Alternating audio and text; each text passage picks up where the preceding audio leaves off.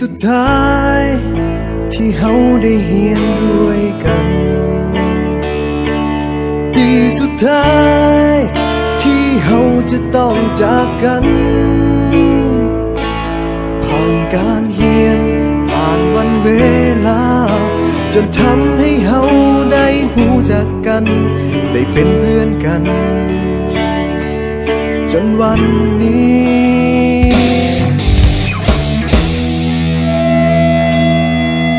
มาถึงม.7 ปีนี้ก็เลยห้องเพลงนี้แทนใจก่อนที่เฮาจะจากไปห่างกันให้ทุกคนจดจำในใจฝากเพลงนี้ไว้ให้คิดถึงกันเมื่อต้องถึงวันที่จากไป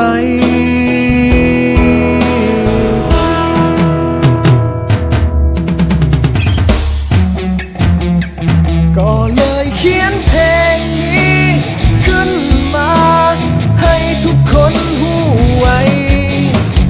ออกมาจากหัวใจของเพื่อนคนนี้ถึงจะอยู่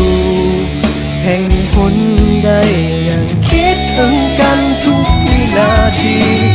จึงขอมอบเพลงนี้แด่เพื่อนทุกคน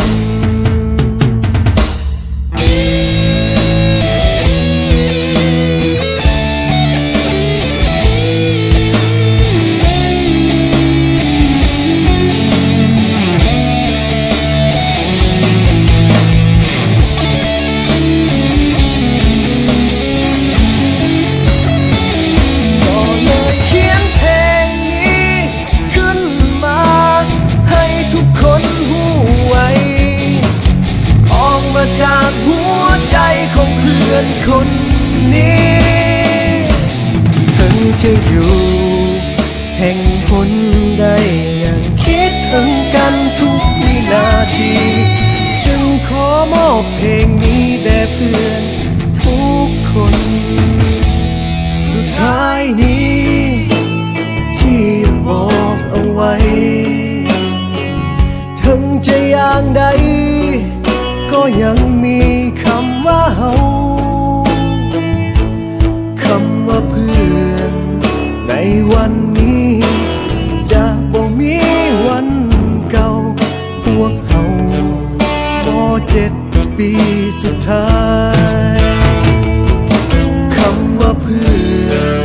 ในวันนี้จะบ่มีวันเก่าพวกเฮา